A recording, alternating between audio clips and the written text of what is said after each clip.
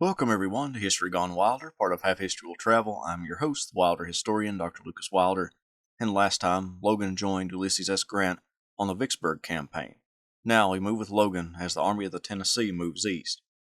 If you like what I do, please consider subscribing to the channel if you haven't done so already, join the Patreon page, and purchase something from one of my online stores.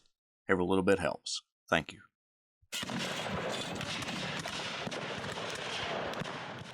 During the siege of Vicksburg, Logan became one of the Army's greatest characters and perhaps, outside of Grant, its most popular leader. He flatly refused to remain in the rear, and his headquarters, called Siege Battery Logan, was thrust forward, belligerent, and perhaps ostentatiously toward rebel lines. His first headquarters structure was unsuitable, and Logan had another built of timber filled with dirt and containing loopholes for defense. It was the highest point in Logan's line and the most advanced point in Grant's army. Though under constant fire, Logan spent most of his time in it, despite a glancing wound in the thigh. He seemed determined to share the burden of the siege with his men. Logan was on the front lines during the day, but he often went to Ulysses S. Grant's headquarters at night, officially to see Grant. But he really went to spend time with a newfound friend, Grant's medical officer, William L. Duff. One soldier came across Duff and Logan sitting around a table with a bottle of whiskey, and Logan playing the violin. Siege life grew monotonous, but Logan kept his men busy by digging tunnels to the enemy's lines in order to explode them and cause a gap in the Confederate fortifications. The tunnel with the most promise was set by Logan to explode on June 25th. Logan positioned a brigade of men ready to charge into the breach. The mine exploded and Logan's men, as well as Logan, rushed to the crater. The Union soldiers got slaughtered in the crater. Logan, just a short distance away, remarked, "My God, they are killing my bravest men in that hole." The attack ended in a failure, but one thing did come out of the attack. The explosion sent an African-American man into Union lines near Logan. The man was brought to Logan, and the general asked him how high he went. The black man guessed 3 miles. Logan would hire him as a servant. As July dawned, Confederate Commander John Pemberton requested a meeting with Grant to discuss surrender terms. Grant brought a few generals with him to the meeting place between the two lines. Logan was one of the generals accompanying Grant. Pemberton formally surrendered on July 4, 1863, and Logan's division was chosen to lead the army into the city, a high honor. Grant also named Logan the commander of the city. As post commander, Logan's troops were responsible for guarding the prisoners and keeping order, as well as taking care of the needy citizens. Logan chose one Union officer, a Union chaplain, and a respected citizen to go through the town identifying the needs of the city. Logan only held the position for 16 days. The siege being over, Logan felt comfortable enough going home to fully recover. His Donelson wounds had been bothering him for months, and with a lull in the war for the Army of the Tennessee, Logan went north. The last time Logan returned to Illinois, he was relatively silent. This trip would be different. He seems to have become more optimistic about his decision to join the war against the South.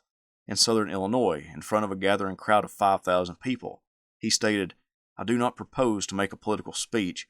I am not canvassing this part of the country for the purpose of promoting any political organization. Since I have been in the Army, I have at all times eschewed politics. But what opposers to the war were doing was unholy, unrighteous, or unconstitutional." Turning to the Northern Peace Democrats, he declared, "They forget that Jeff Davis and his crowd are doing anything wrong. Oh no, they are honest people, they all go to church. But we war Democrats are a set of wicked devils. I am for peace as much as any man can be, but I will tell you what sort of peace I am for. I am not for a peace of a country." He went on, "I don't want any man to understand that I am striking at any party. I only strike at individuals who are trying to ruin the country. I want my former Democratic friends to tell me how they know I am an abolitionist. Why, I tell you the reason. It is because we are in the Army and Abraham Lincoln is president. That is the reason. These men don't know enough, or don't want to know, that Abraham Lincoln, because he is president, don't own the government. This war ain't fighting for Mr. Lincoln. It is fighting for the Union, for the government." On the subject of slavery, he said, "That machine has gone up, played out. There is no doubt of that, and the people of the North are not responsible. The Southern gentlemen have done it themselves." Returning to the subject of politics, he explained, "I told you today that I did not intend to make a political speech and would belong to no political party until the war is over. I meant just what I said. I am only for the Union, right or wrong. I have learned in the Army the best lesson I have ever learned in the world. I have stood for hours under the hottest fire, where bullets were flying like hail and cannonballs were whizzing past my head every moment. I have seen Republicans stand by my side, and the Democrat and the abolitionist. I have seen the Democrat shot down and buried in the same grave with the Republican and abolitionist. They are all fighting for the same country, the same ground, the same Constitution. This speech and others were printed in pamphlet form and sold widely around the Northwest in the Army. He toured around Illinois, promoting the Union and the Army, gaining so much popularity that Republicans from Illinois asked Abraham Lincoln to extend his leave so he could visit towns not yet visited and make that same speech. Lincoln got the Secretary of War Edwin Stanton to extend Logan's leave into August. When Logan returned to Vicksburg, he would no longer be the post commander. His veteran troops were needed for other duties. He made forays into Louisiana and deeper into Mississippi looking for Confederate resistance, but came back to Vicksburg to perform garrison duty. Meanwhile, the other major Union army in the Western Theater, the Army of the Cumberland, had been defeated at the Battle of Chickamauga and was besieged at Chattanooga. Grant was sent to the east to help lift that siege, along with William T. Sherman. Grant's new role as commander of all forces in that theater of operations moved Sherman to the command of the Army of the Tennessee. This left Sherman's old corps, the 15th Corps, without a commander. Francis Blair acted as its temporary commander, but Grant wanted Logan as its permanent commander. Grant and the Secretary of War filled out the necessary paperwork, and Logan became the 15th Corps commander. Logan left Vicksburg destined for Chattanooga, with cheers from his old command on his ears. When he reached Chattanooga, he found the siege had already been broken, and the 15th Corps was preparing to march to Knoxville, Tennessee, to lift the siege of Knoxville, to save Ambrose Burnside's command in that city. Logan declined to take command of the corps while it was on campaign, asking for Blair to command it until it returned to Chattanooga.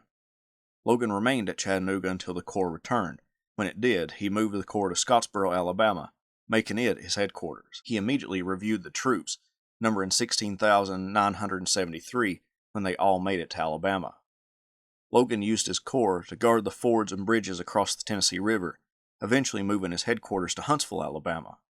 Confederate raiders burned a few bridges in his district, but Logan rebuilt them. In mid-January 1864, Sherman launched an offensive from Vicksburg to Meridian, Mississippi. Grant ordered Logan to send troops in a feint against Rome, Georgia, to prevent the Confederate Army of Tennessee at Dalton, Georgia, from sending troops to aid the Confederates in Mississippi. In February, Grant desired an offensive made by George Thomas and his Army of the Cumberland at Chattanooga toward Dalton.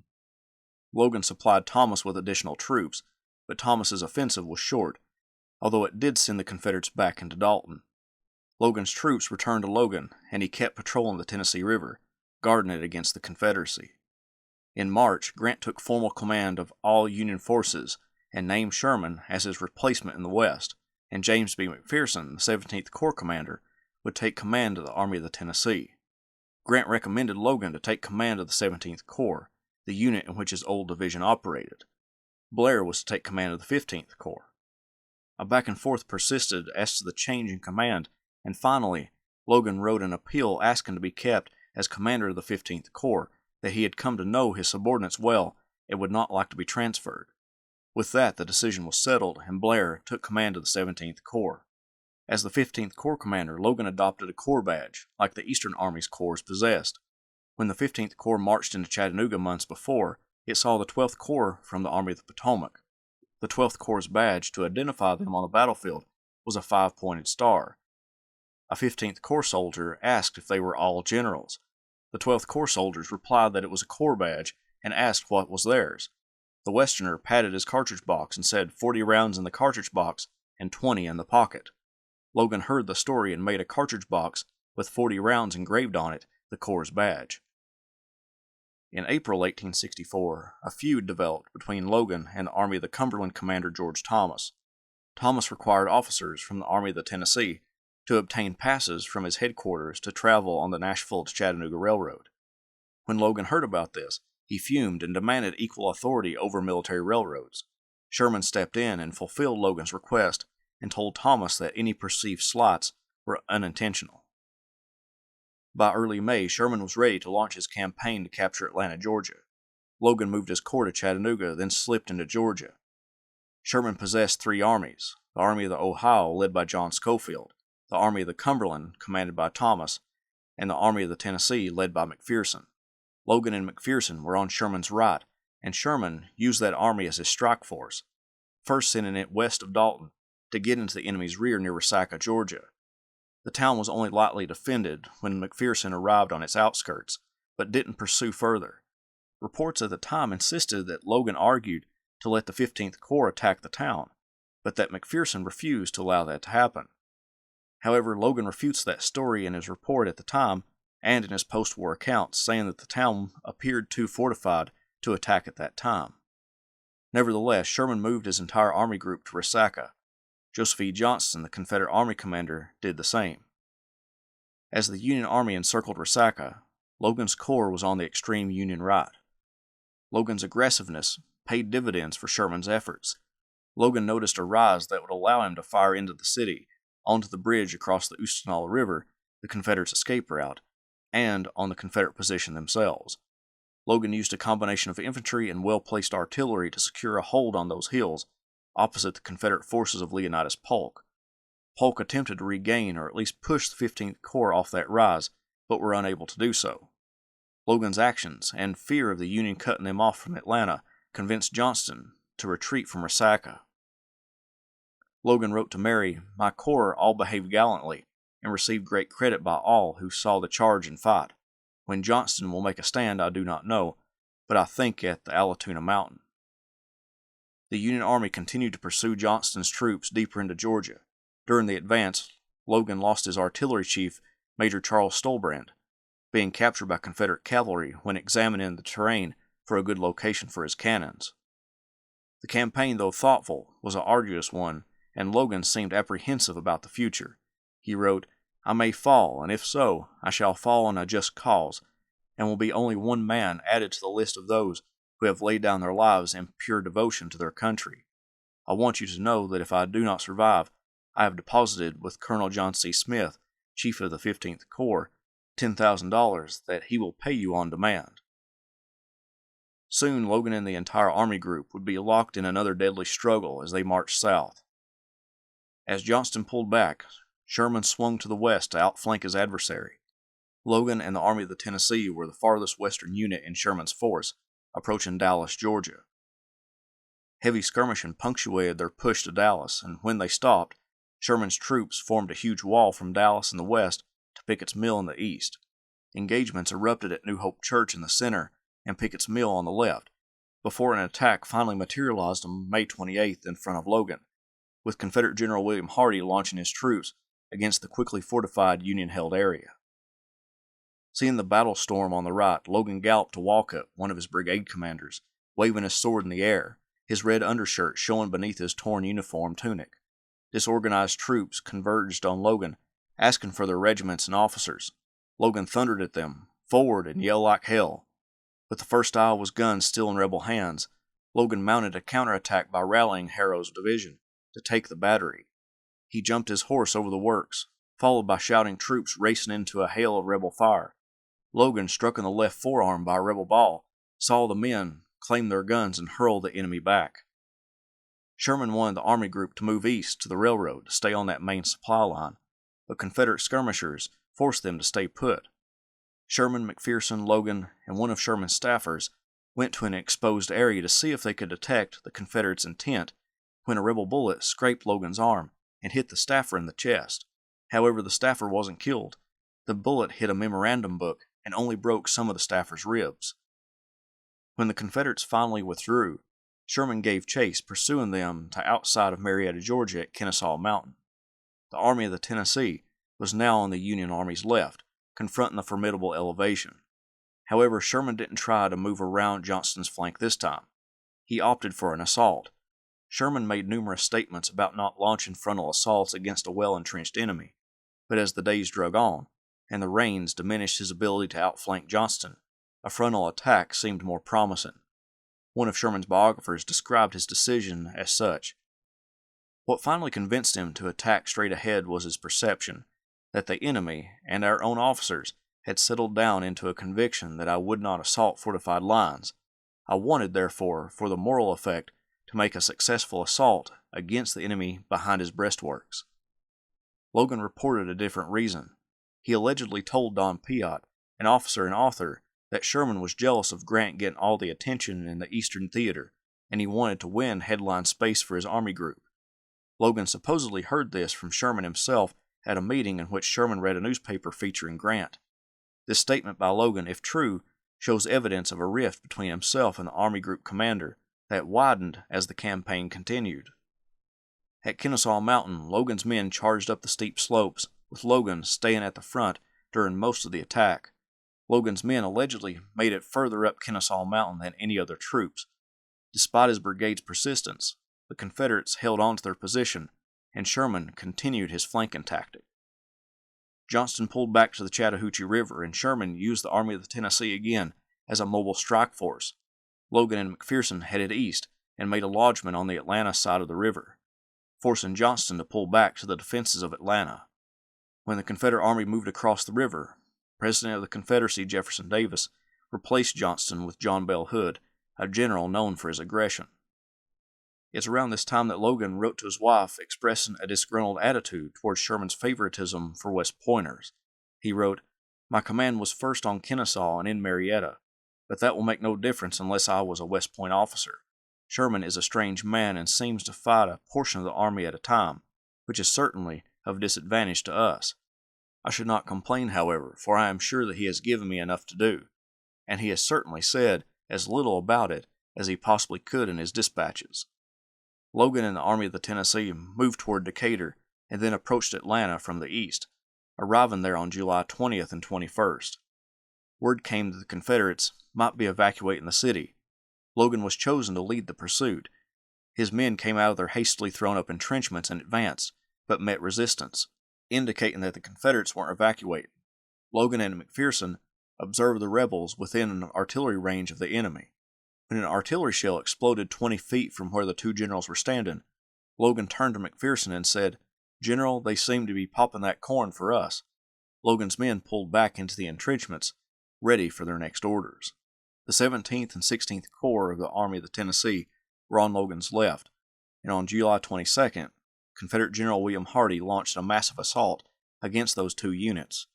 The fight became desperate, and McPherson ordered Logan to send reinforcements to that sector. Soon, Logan and Sherman heard the horrible news that McPherson had either been killed or wounded. He and his staff had been surprised by the rebels cutting their way through the Union left flank and was shot. Sherman named Logan as temporary commander of the Army of the Tennessee. Logan then named Morgan L. Smith as his own replacement in the Corps and dashed off for the left flank to stem the tide of the attacking enemy. The battle became fierce around a rise called Bald Hill. Logan, always near the front, encouraged his men forward. However, Hardee's attack wasn't the only one. Confederate General Benjamin Cheatham, temporary corps commander of Hood's old corps, now launched his own attack against Logan's right flank, where his old corps was located. The 15th Corps was pushed back, and an artillery battery was lost. Logan hurried across the battlefield to that front. He took off his hat and waved it in the direction of the enemy, yelling, "McPherson and revenge, boys!" Eventually, he was able to plug the hole in the line and retake the artillery battery. Logan helped save the day, and the Army of the Tennessee increased their defensive works, but the Army needed a new permanent commander. Despite Logan's military career, Sherman had his reservations about naming him as the Army commander. Years after the war, Sherman claimed that he didn't make Logan the permanent commander of the Army of the Tennessee because the Army of the Cumberland commander George Thomas threatened to resign if Logan was chosen. This allegation is highly suspect, because why would Thomas resign because another officer became commander of an army not of his own? True, Logan and Thomas had a little feud from a few months earlier, but would that have been enough to convince Thomas that Logan didn't need the permanent command? Years after that claim, Sherman stated that Thomas was concerned about Logan dispersing his corps too broadly, and that may hurt the integrity of Thomas's line. Logan wasn't a West Pointer, which is apparently Sherman's main reason for not keeping him as the permanent commander. In this regard, Sherman critiqued Logan for not understanding the logistics or grand strategy, a very arguable statement. Plus, the only time that Logan could exert control over grand strategy was the day or two he had been commander of the Army of the Tennessee. In his campaign to capture Atlanta, Sherman wanted to move the Army of the Tennessee around to the west side of the city. Sherman claimed that since Logan hadn't been trained in logistics at West Point, the maneuver that was to be performed would be extremely difficult, and Logan may bungle the movement. At 3 p.m. on July 24th, 2 days after the Battle of Atlanta, where Logan took command of the Army, Sherman made his decision. The new Army commander would be Oliver Otis Howard. Howard commanded the 4th Corps of the Army of the Cumberland. It was an odd choice, to say the least. Both Howard and Logan held commissions for Major General from the same date, November 29, 1862. Howard had proven himself as brave in battle, having lost his right arm at Seven Pines in 1862. The 33-year-old Howard commanded all Union forces at the Battle of Gettysburg on the first day when 1st Corps Commander John Reynolds was killed until Winfield Scott Hancock made it to the field. However, as one historian explained, perhaps no Union general in the Civil War consistently found himself in such predicaments on battlefields than Oliver Otis Howard. Few commanders north or south had been routed from more battlefields in 24 months of war than General Howard. Sherman would write later of Logan's abilities. General Logan had taken command of the Army of the Tennessee by virtue of his seniority and had done well, but I did not consider him equal to the command of 3 corps. Between him and General Blair there existed a natural rivalry. Both were men of great experience, courage, and talent. Both were politicians by nature and experience, and it may be that for this reason they were mistrusted by regular officers like General Schofield, Thomas, and myself. Howard took over the reins of the Army of the Tennessee, and Logan went back to command of the 15th Corps. Logan, as temporary army commander, had already begun and nearly accomplished the movement of marching the army behind Thomas's Army of the Cumberland, north of Atlanta, and positioning them on the west side of Atlanta. This would cut the Confederate Army off from any reinforcements that could come up from Alabama, or any supplies emerging from that region. Hood lashed out again, this time near a building called Ezra Church.